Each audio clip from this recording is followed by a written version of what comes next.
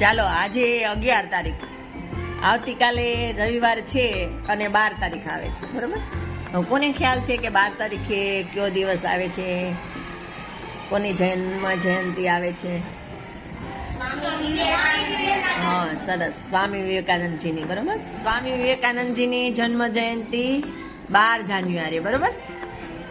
અને કઈ સાલમાં મેં તમને કાલે કીધું હતું? 1863. ચાલો આપણે ઈ તો જાણ્યું કે 12 જાન્યુઆરી છે ત્યારે સ્વામી વિવેકાનંદજીનો જન્મ દિવસ આવે, પણ આપણે એ 12 જાન્યુઆરી દિવસને કયા દિવસ તરીકે આપણે ઉજવીએ છીએ એ કોને ખબર છે? રાષ્ટ્રીય યુવા દિવસ. સરસ, રાષ્ટ્રીય યુવા દિવસ તરીકે આપણે 12 જાન્યુઆરીના દિવસને ઉજવીએ છીએ, બરોબર. સરસ, ચાલો હવે સ્વામી વિવેકાનંદજીનું બાળપણનું નામ કોને ખબર છે? સ્વામી વિવેકાનંદજીનું બાળપણનું નામ નરેન્દ્રનાથ દત્ત, બરોબર. અને માતાનું નામ, નરેન્દ્રજીના માતાજીનું નામ ભુવનેશ્વરી દેવી. અને પિતાજીનું નામ કોને ખબર છે? યાદ છે કોને?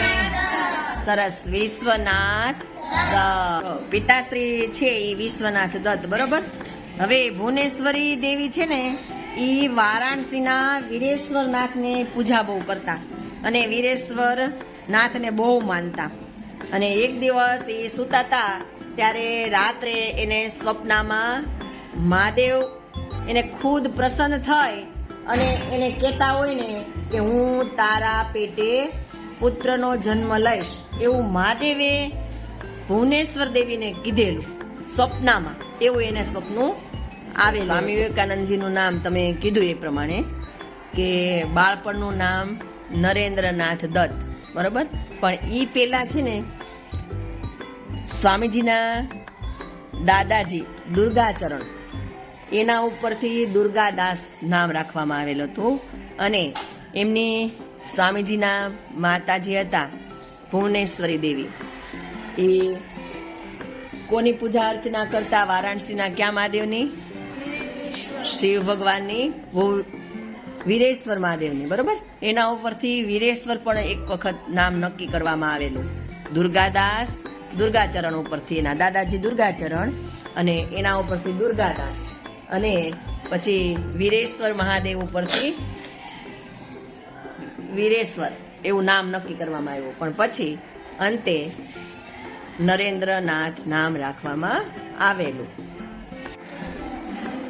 સ્વામી વિવેકાનંદજીએ છે ને 1881માં લલિત કલા પરીક્ષા પાસ કરેલી હતી અને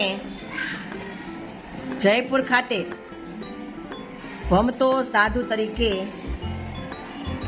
ફરતા, ત્યારથી એની જયપુરથી શરૂઆત થઈ અને ભમતો સાધુ તરીકે એની ઓળખાણ થઈ. અને એમાંથી સ્વામી વિવેકાનંદ નામ અપાણું. શું થયું નામ?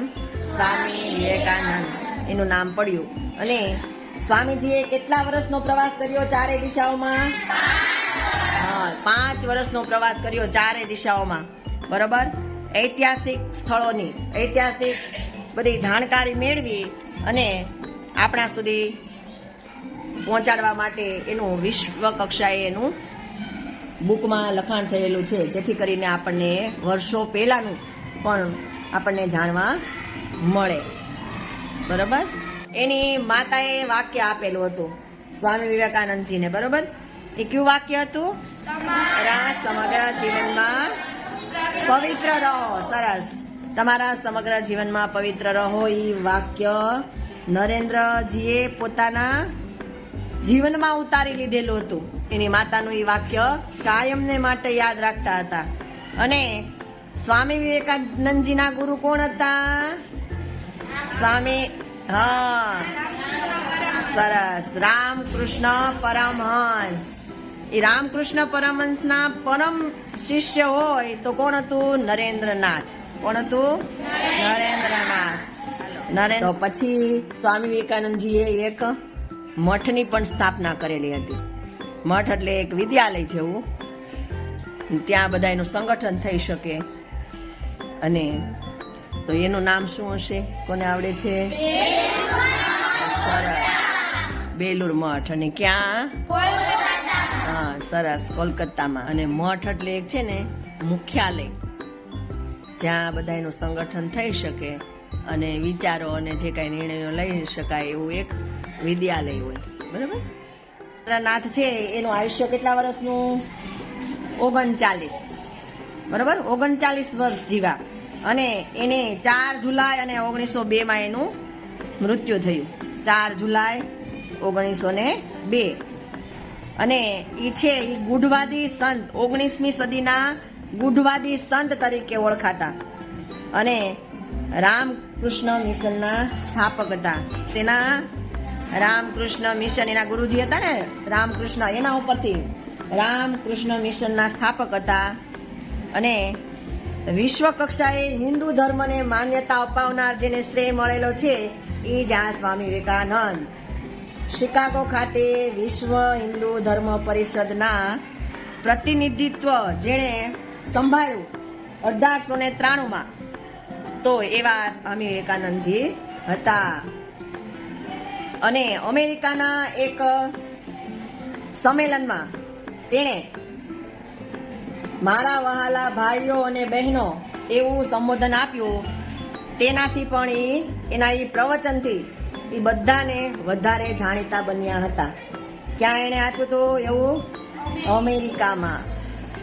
કે મારા વહાલા ભાઈઓ અને મારા વહાલા બહેનો. અને આપણે જો સ્વામી વિવેકાનંદનું સૂત્ર કયું એમ આપણને કોઈ પૂછે તો એનું સૂત્ર કયું છે?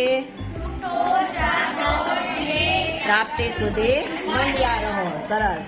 ઉઠો, જાગો અને ધ્યેય પ્રાપ્તિ સુધી મંડ્યા રહો. જો સ્વામીજી છે એ વેદ, પુરાણ, ઉપનિષદો, રામાયણ, ગીતાજી, ભાગવત દરેકનો એણે અભ્યાસ કરેલો હતો. અને એનું પ્રિય પુસ્તક એવું ભગવદ્ ગીતાજી હતા. શું હતું? પ્રિય પુસ્તક ભગવદ્ ગીતાજીનું હતું.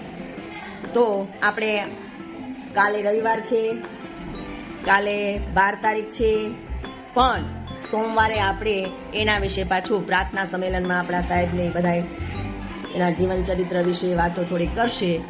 અને અત્યારે જે કાંઈ આપણે ક્લાસમાં વર્ગમાં જે કાંઈ અત્યારે આપણે જાણ્યું, ભણ્યા, શીખા સ્વામી વિવેકાનંદના જીવન વિશે એ આપણે કાયમને માટે યાદ રાખવા પ્રયત્ન કરશું. યાદ રાખશો ને બધા? હા. આ દરેક જે દિવસો ઉજવવામાં આવે છે ને એની પાછળ કંઈક ને કંઈક હેતુ હોય અને એ જાણવા માટે, અને ભવિષ્યમાં આ બધી જાણકારી છે એ આપણે દરેક જગ્યાએ કામ આવે એટલા માટે થઈ અને આપણે શાળામાં આ બધા દિવસોની ઉજવણી કરતા હોઈએ છીએ.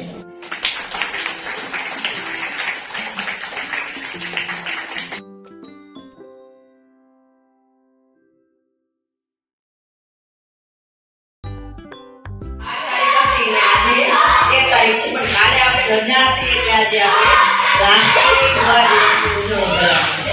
જો આપણા મનમાં એવું હોય કે આપણે હંમેશા કે 18 વર્ષ, 20 વર્ષ, 21 વર્ષ કે જે કાંઈ હોય તો એને આપણે યુવાની માનીએ. આપણે એ માનીએ કે યુવાનો એટલે આટલા વર્ષની ઉંમરવાળા જ ગણાય. એવું નથી. યુવાની છે ને આપણી વૃત્તિ છે. બરાબર. અને એ માટે હું કંઈક કરીશ, હું કંઈક કરી શકીશ, હું બદલીશ અને હું બદલાવી શકીશ. જો એ વૃત્તિ આપણા મનમાં હોય ને એ જ સાચો યુવાન. બરાબર. એટલે એવી જ વાતો લઈને તનિષાબેન આવશે અને આપણને થોડી સ્પીચ આપશે.